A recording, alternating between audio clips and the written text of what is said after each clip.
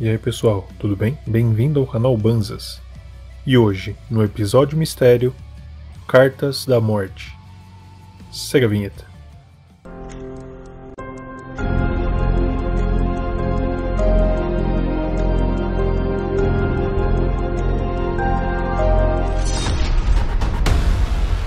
Em mais uma normal terça-feira, Norma Wallace foi trabalhar nos Correios em Trenton, New Jersey.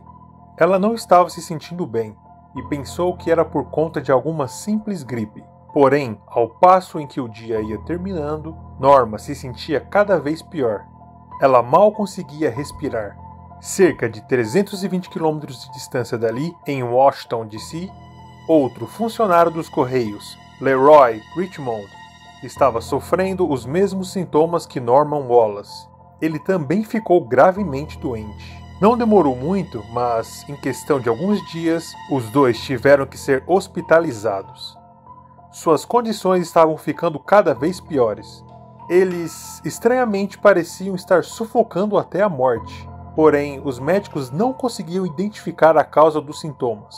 Porém, depois de realizar uma série de testes, eles finalmente conseguiram fechar um diagnóstico: antrax. Como milhões de outros americanos, Leroy Richmond e Norman Wallace estavam sabendo de uma morte relacionada ao antrax na Flórida há apenas alguns dias atrás. Agora, eles estavam sofrendo a forma mais letal da doença, uma com uma chance de sobrevivência de apenas 5%. De repente, a nação passou a enfrentar uma segunda onda de possível terrorismo. Mas quem estaria por trás desse crime hediondo? E por quê? Alguém em algum lugar do mundo teve acesso à substância mortal e também possui o conhecimento para o seu manuseio em ambiente laboratorial adequado. Mas seria uma única pessoa ou trabalho de alguma organização? Onde eles estariam localizados? E quais os seus propósitos? 5 de outubro de 2001. Robert Stevens, 63 anos, editor de fotos do jornal The Sun, faleceu em Boca Raton, Flórida. A causa? Exposição aos esporos do anthrax, que especialistas acreditavam ter vindo da abertura de uma carta. Porém, a carta foi jogada fora, tornando sua origem desconhecida. De repente, os Estados Unidos se viam em um terrorismo biológico. Os investigadores estavam sem pistas. Na mesma semana, NBC News, a New York Post em Manhattan foram alvos dos ataques. Porém, dessa vez, uma pista. Carimbos no envelope mostravam Trenton, New Jersey. Vários agentes do FBI foram incumbidos de verificar todas as caixas de correio da cidade, procurando por algum traço de anthrax, mas não encontraram nada. Mas por que Trenton? O pacote de anthrax realmente estava lá? Os terroristas moravam nessa área? Ou cartas teriam sido enviadas dessa cidade para servir como uma pista falsa? Quem quer que seja o autor dessas cartas possui a habilidade de colocar o anthrax no correio. Poderia facilmente ter a inteligência para implantar inimagináveis pistas falsas. 9 de outubro de 2001. Mais 2 cartas de anthrax, novamente com carimbos de Trenton. Dessa vez, os alvos são os políticos, os senadores Tom Daschle e Patrick Leahy, em seus escritórios em Washington. Uma forma de anthrax tão pura e concentrada que era tratada como arma biológica. Teriam sido essas enviadas pelas mesmas pessoas do ataque anterior?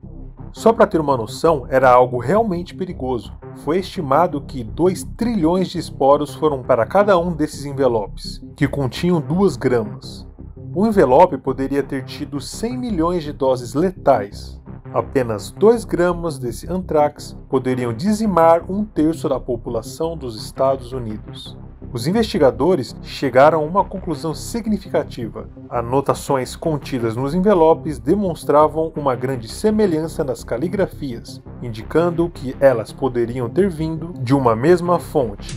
Porém, o conteúdo dessas cartas seria uma pista real ou uma farsa? Na carta era possível ler frases que poderiam ligar aos árabes extremistas.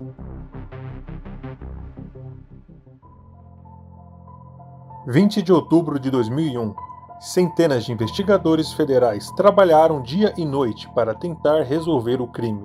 Crime esse que eles jamais tinham lidado. Enquanto isso, a carteira Norman Wallace lutava por sua vida.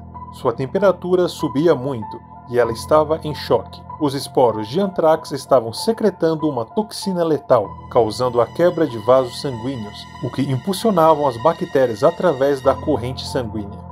Norma tinha conhecimento de que suas chances de sobrevivência eram realmente baixas. 95% das vezes que alguém inalava os poros, morria.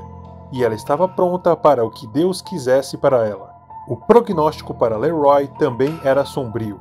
Sofrendo de muita dor, Leroy ficou muito debilitado quando seus pulmões se encheram com fluidos. E os médicos não podiam fazer muito, pois raramente as medicações poderiam surtir algum efeito eficaz. Mas, como que os dois trabalhadores de postos de correio diferentes foram infectados para começo de conversa? Equipamento de triagem de alta tecnologia levam os envelopes.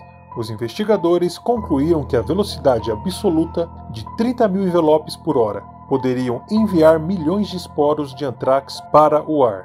O pior é que, rotineiramente, era realizado manutenções nas máquinas, usando um soprador de ar, o que só pioravam as possibilidades de espalhar os esporos.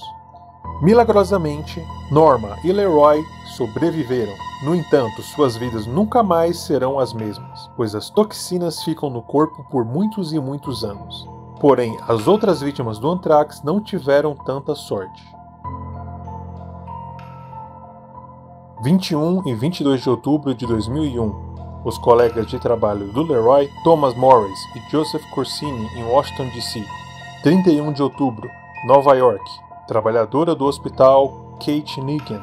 3 semanas depois, Ottilie Landry, e Derby, Connecticut. As mortes das duas foram especialmente intrigantes. As autoridades concluíram que, de alguma forma, elas entraram em contato com as correspondências contaminadas com antrax, que poderiam ter sido contaminadas no processo de passagem pelas máquinas, mas ninguém pode afirmar com certeza. 30 de novembro de 2001. Especialistas detectaram que os esporos de antrax da carta vinham da mesma cepa de bactéria, a chamada cepa de Ames, que se limitava a apenas 6 laboratórios de pesquisa dentro do próprio Estados Unidos. Isso fez com que os investigadores do FBI chegassem à conclusão de que os ataques não eram obra de terrorismo internacional. Seria alguém que pode ter tido acesso a uma dessas instalações nos Estados Unidos. Maio de 2002. Ainda não existe um suspeito. No entanto, a análise científica das impressões digitais genéticas dos esporos de antrax revelou que elas podem ter vindo de um de 2 centros de pesquisa, ambos sob controle do Exército dos Estados Unidos. O Instituto de Pesquisa Médica de Fort Detrick, Maryland, e Dogway Proving Ground, em Utah. Os investigadores começaram então um controverso programa de passar os funcionários desses centros de pesquisa em polígrafos, com o intuito de obter alguma informação sobre os ataques de antrax. Enquanto isso, o assassino continuou solto e a caçada continuava. O cientista do governo, Dr. Bruce Evans, que ajudou nas investigações dos ataques de antrax, se tornou uma das principais suspeitas das mortes das 5 vítimas. Evans morreu de overdose de drogas em 2008. De acordo com o FBI, não existe dúvida de que Evans foi o assassino do antrax. Porém, algumas questões ficaram em aberto. Qual teria sido o motivo dele ter feito isso? O FBI não conseguiu estabelecer o motivo pelo qual ele teria cometido tais crimes. Algumas pessoas não acreditam que ele era o assassino do antrax. Mas se não ele, quem?